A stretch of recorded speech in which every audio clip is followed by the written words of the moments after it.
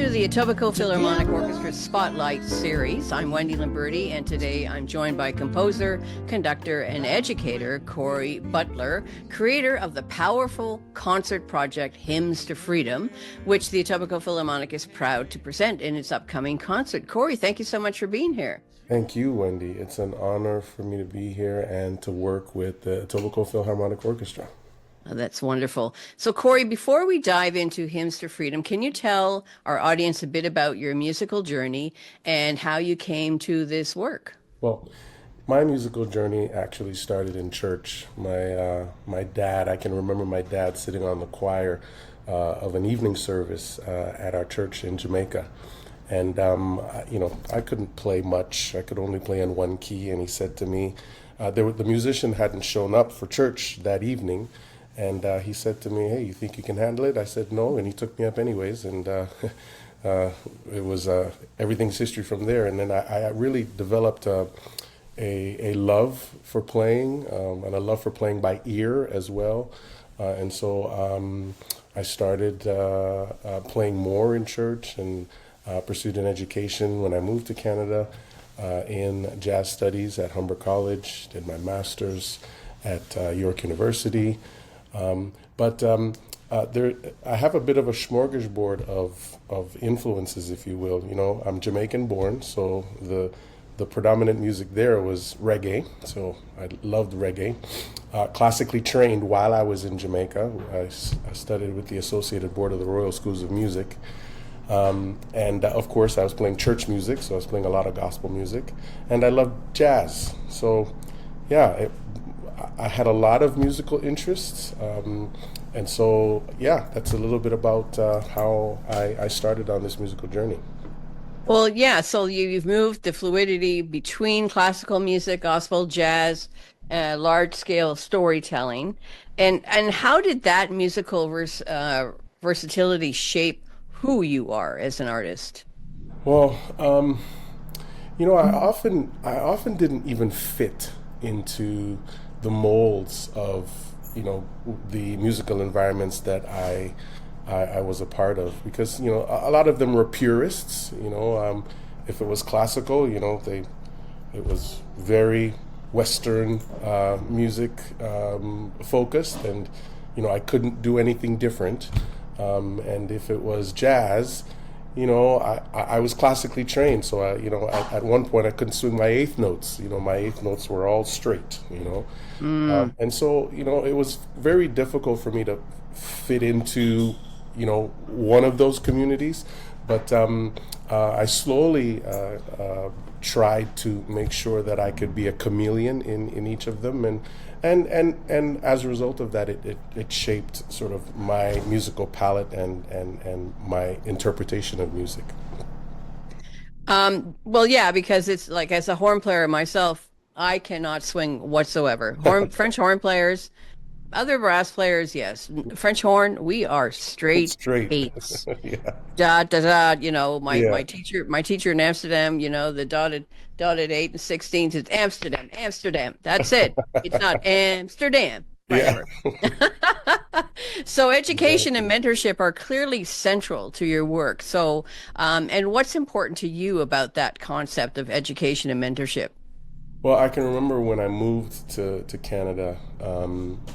And when was that you moved to Canada? Actually, it was in 2000, in the year 2000. Okay, I so moved to 25 years Canada. ago. So yeah, about 25 years ago. Hard to believe it's been that long, but I visited a church and started going to the church, and I'm from Jamaica, and I'm seeing and hearing all this wonderful music, especially coming out of this particular church. And I went up to when I started playing, I went up to the keyboard player at the time, and I said, "Hey, can you show me that?" And I can remember him saying, "No," or something like he didn't remember, or something like that.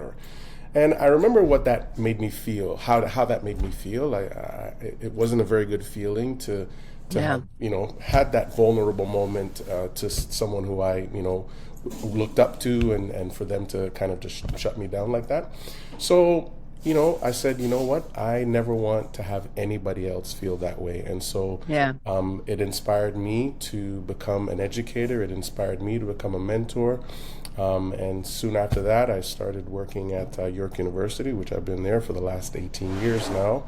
And it also inspired me to start a community music organization where we use music as a tool to support wellness and educate and mentor young musicians as well. So from that one experience, it really carved sort of the trajectory of my passion and career as it relates to music.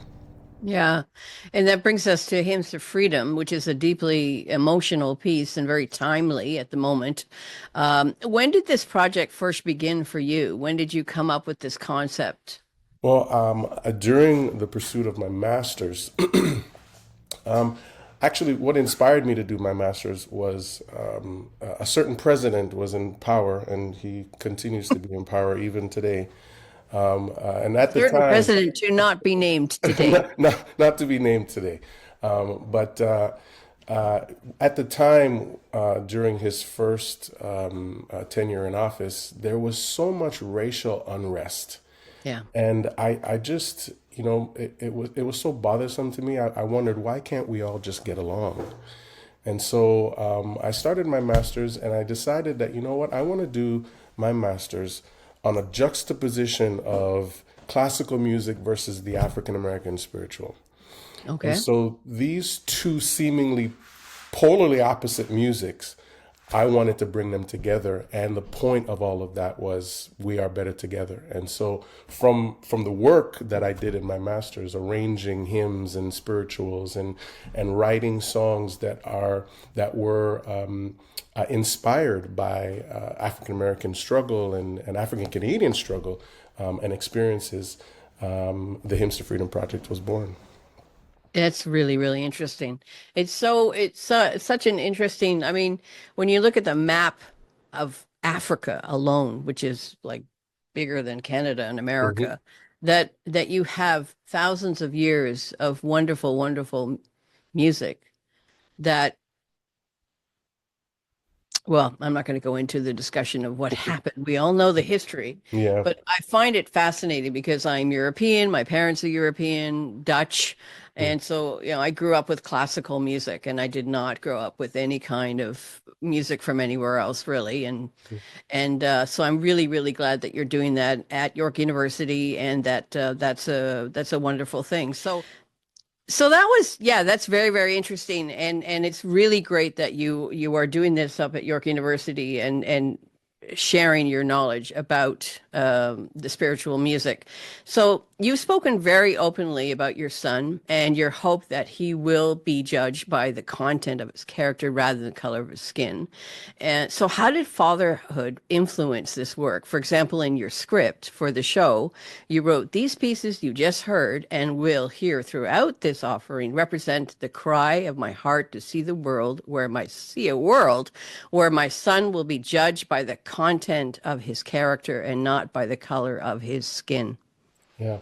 Well, again, like I mentioned, seeing so much racial unrest at that time and continue to see racial unrest, cultural unrest, so much division because we look different, because somebody may look different from me.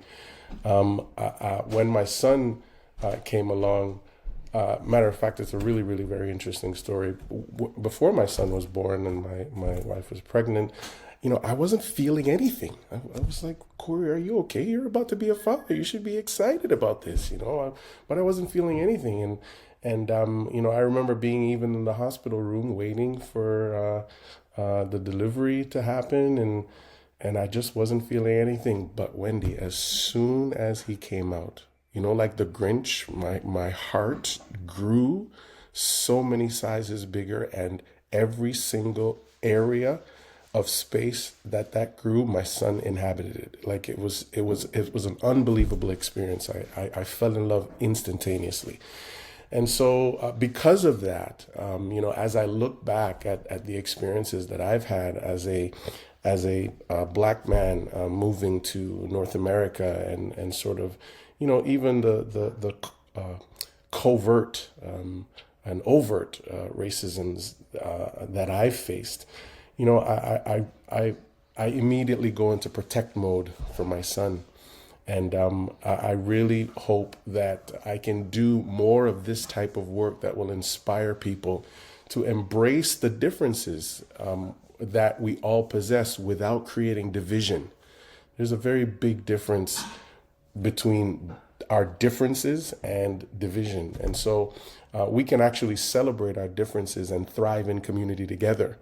And so, me being a father now, I really, really hope that the work that we're doing through this project will inspire people to adapt that philosophy. Yeah, yeah. And this project responds directly with racial injustice and including the murder of George Floyd. And of course, the whole ICE issue that's happening Mhm. now in the US. So, can you talk about that turning point for you? So, what you mentioned about the birth of your son, but Yeah, beyond that, going into this project. yeah. Well, the death of George Floyd actually was something in me snapped. I don't know what it was. I'm not quite sure how to describe it, but up until that point, whether it was covert or overt racism that I experienced, it never bothered me. I'm from Jamaica. Jamaica, our motto is "Out of many, one people." So it wasn't Wow. strange for me to see a Chinese dreadlock speaking patois. That's not Is strange. patois the language in Jamaica? Patois is broken English, Oh, I see. Okay. which is sort of what we do, what the language in Jamaica, and so racism wasn't necessarily a thing. Now, classism, you had to live in the nicest Uh, neighborhoods and drive the yeah, yeah, nicest yeah. cars, and So, those so type there's of still the things. British influence. Yeah. Right, exactly. And so when I moved here and experienced those things, it never really bothered me until George Floyd, and something snapped. I don't know what it was, but I remember feeling angry. Yeah. I remember feeling hurt. And so I knew I had done this project before in 2018, and I said I need to do it again and really include this heinous act and speak about it Yeah. because it really struck a chord in me.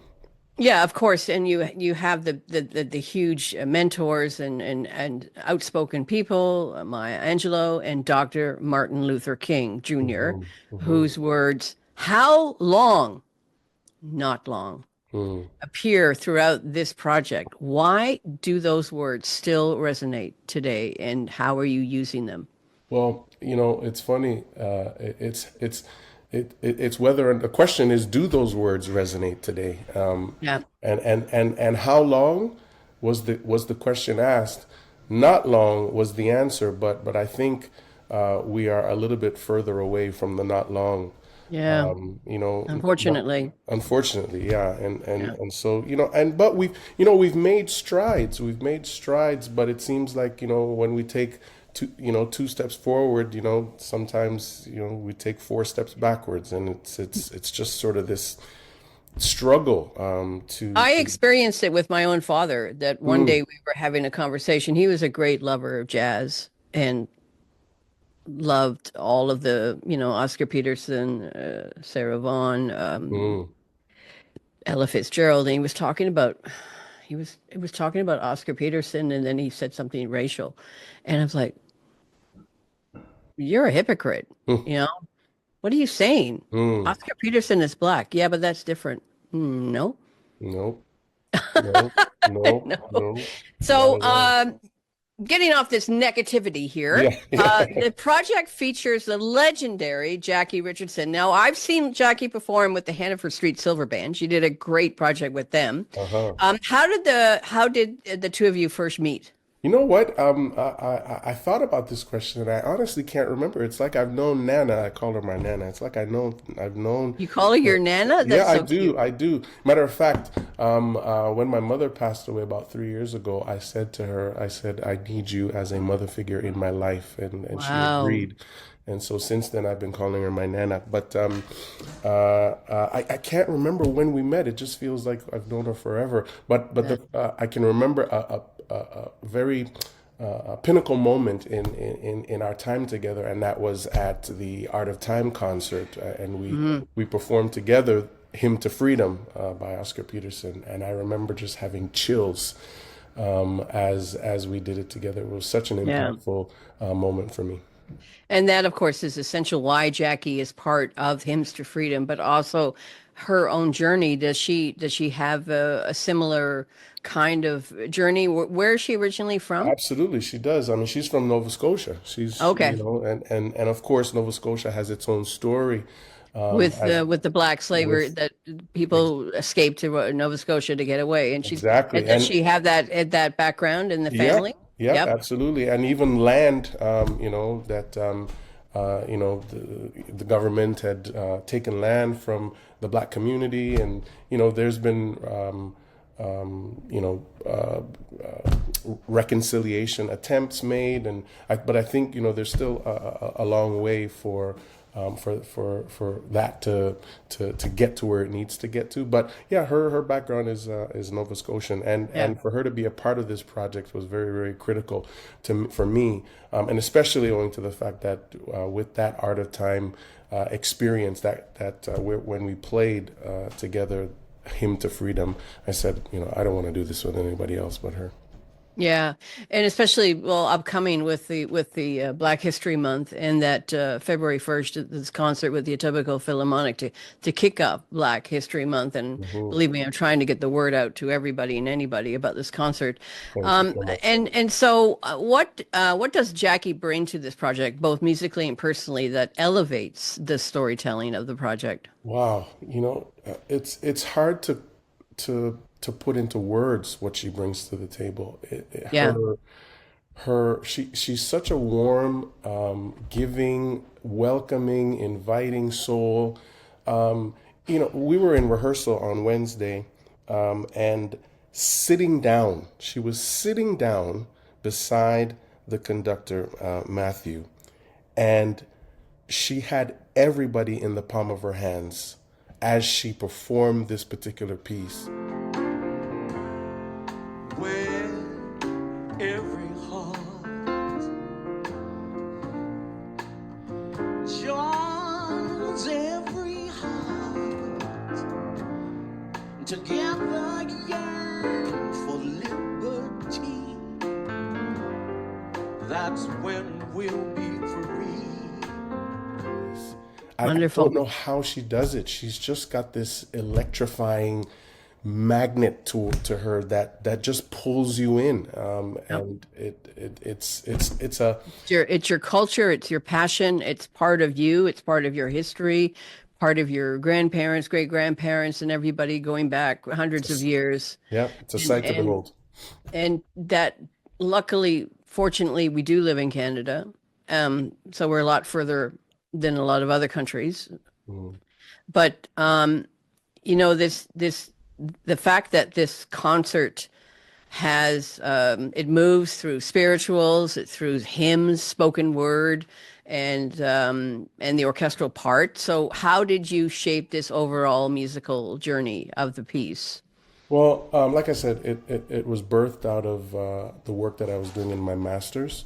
Yeah. And so I arranged a number of hymns during that project. And I also wrote a few pieces that were inspired by the African American spiritual. And people will learn in the concert that the African American song and sound and spiritual was built actually on 5 notes, and the 5 notes were the 5 notes of the pentatonic scale. Can you sing those notes or play the notes? Da da da da da da da da da.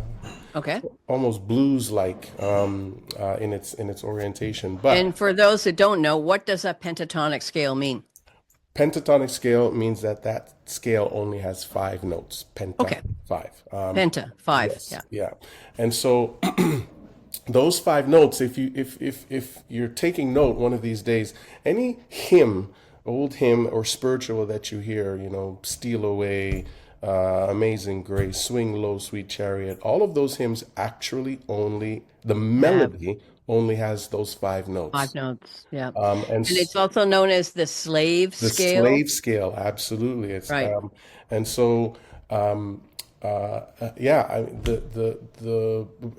it was birthed out of my work there, Yeah. and so when I wrote the pieces that were inspired by the African American and Canadian experience through those five notes and arranged these songs, I thought, you know what?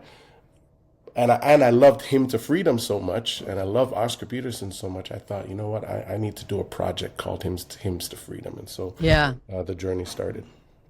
And it also this program includes composers like Florence Price and, as you mentioned, Oscar Peterson, Mhm. and their role to play in the story of this work is what? Well, Florence Price was an African American classical composer, and much of her work, in terms of her classical bent, was actually inspired by those five notes. So much of the works that you hear, and one of the works that you're going to hear in the concert.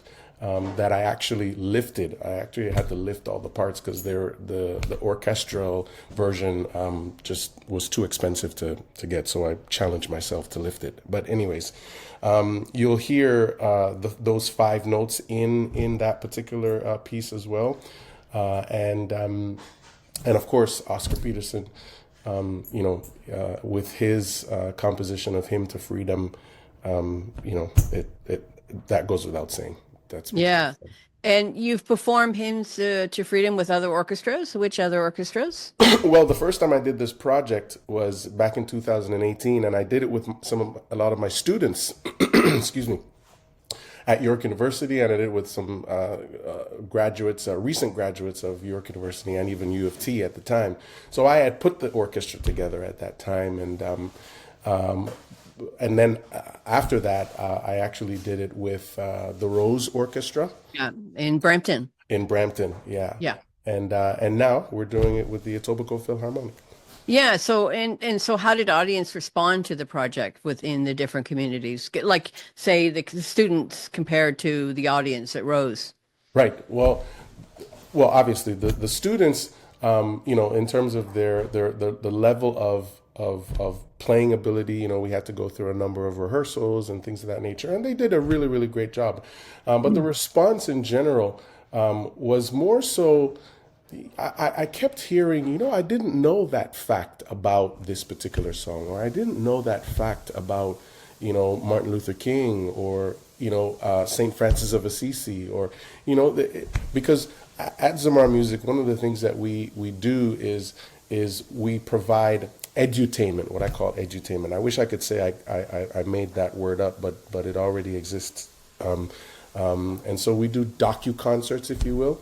And so while the presentation is going to be entertaining, you'll also leave there learning something and learning a very interesting fact about the music and what it is that we're performing. And so that is probably the thing that we hear most about the performances. Though it was entertaining, it was really, really very educational as well. Yeah. How has this project changed you personally and artistically? Oh, wow. Every time I hear this project performed, I am renewed. My sense of belief in humanity is Yeah. renewed, because as we were talking just now, with all the negativity that is and just mess that is happening in this world, it is very, very easy to just curl up into a ball and never leave home and say, Yeah. but when Pretend we're back in the pandemic. Just ex- ex- stay. in your Exactly. cocoon. Stay in my cocoon. Leave me Yeah, alone. I'm not going to trouble you. You don't trouble me. yeah. But every time I experience this project, my belief and in humanity is Yeah. restored, and I really do believe that we can get there. And do you have any new projects that you're going to be working on in the future? Yes, matter of fact, there's one coming up on February 20th called Roots Rock Reggae. Neat. What's That that will, about? yeah, that, well, I mean, obviously, well, not obviously, but like I said, I'm from Jamaica, and I wanted to actually tell the story of Jamaica's most famous export, which is reggae music. Yeah. But I wanted to take it back to the evolution of how we got to reggae music. So Right. we go as far as Mento back in the 1960s, and we come all the way up to reggae music and Bob Marley's contribution to really putting Jamaica on the map And where is that going to be performed? at the Rose Theater. With an orchestra? No, it won't be with an orchestra this time, but it will feature Kirk Diamond, who is a Juno Award winning reggae artist out of Brampton. And so we're really looking forward to that experience. Oh, yeah, well, we'll put in a link in the YouTube video for everybody if they would like to go to that performance as well, Thank you. including the performance on Sunday, February 1st. If Absolutely. there's one idea or feeling you hope that stays with people long after the final note of Hymns to Freedom, what would that be? We're better together. Yeah. That would be the yeah the message that I want to resonate with people, regardless of our background, regardless of our sexual orientation, our religion, the color of our skin, our creed. Doesn't matter. We can not only get along, we can thrive in community together. Matter of fact, it's those differences. It's because you are different from me. That's why I need you. Because Yeah. I won't necessarily be able to do the things that you can do.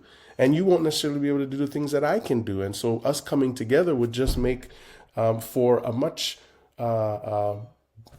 more interesting life. And you know what? I often equate and try to equate my experience, and I think I do that in the show as well, where I talk about the orchestra itself. You know, the made up of so many different players and instruments. Matter of fact, the violin reads in a particular clef. Viola reads in a totally different clef, yet still they're sitting beside each other. Cello reads in another clef, bass, and so there's all these different instruments that never say to each other in the orchestra, you don't belong. Matter of fact, it's because they're in the orchestra, that's why the symphony sounds so much better. And so Music is the international language. international language, and it's also the international template for humanity. You know, my one of my favorite sayings, a friend of mine told me her motto is music is medicine. And I had to think about a recent series that I'm watching called Amadeus. And when I'm thinking about, like, I'm a 66-year-old senior citizen, and sometimes I'm kicking and screaming and about change because the first time I experienced this was watching the show Bridgerton, that everybody is multicultural and mixed color and mixed race. And I was like, what is this? Why is the Queen of England black? And so after watching it, I sort of got used to it. But it made me think about the flexibility of the youth, that the youth of today are flexible and just accept people for who they are and they Yeah, don't label it. yeah. And it's the other people that are making these judgments. And so, again, watching this brand new series, Amadeus, Amadeus is Asian Mm, black. And mhm. it was like, what? No, you know, but again, so it's the show is geared towards the young people are used to seeing diversity and they don't see change, they don't see differences. Yeah. It's only us old people. Mhm. And so, you know, I'm always striving to be as open as possible to whatever new idea and concept is, even though it's not the original historically true fact. Mhm. It's fine. It can change. Yeah. And you know, so going back to the quote of Martin Luther King, Hmm. you know, how long? Not long. Not long. And your sort of attitude towards openness to change is all that people like me from my other minority groups is. That's all literally we would ask for. Can you be a part of the conversation just to hear, hey, this is what we've been experiencing. I know it hasn't been that way historically for you, but this is what it's been like for us on the other side of the coin. And so as we chart a course to be better human beings, how do we do things differently so that we don't see our differences, but we see our humanity. There's only one race, and it is the human race. And so That's right. That's right. Well, thank you so much, Corey. Hymns to Freedom reminds us that music has the power to confront history, honor truth, and bring us together. And because we truly are better together. Absolutely. And so if you'd like to attend this concert, and I hope you do, it's with the Etobicoke Philharmonic Orchestra, a full symphony orchestra, the bells and whistles at the Humber Valley United Church in Etobicoke on Sunday, February 1st at 2 p.m. It's a matinee concert, and tickets are only $20, which is a great deal for any orchestra performance. And all the information and tickets are available at eporchestra.ca. Thanks so much for joining me today, Corey. You're most welcome. Thank you so much for having me. Yeah, thank you.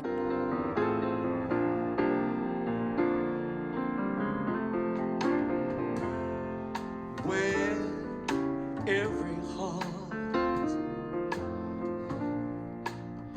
joins every heart together yearn for liberty.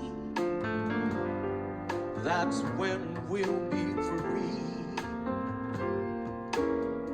And when every hand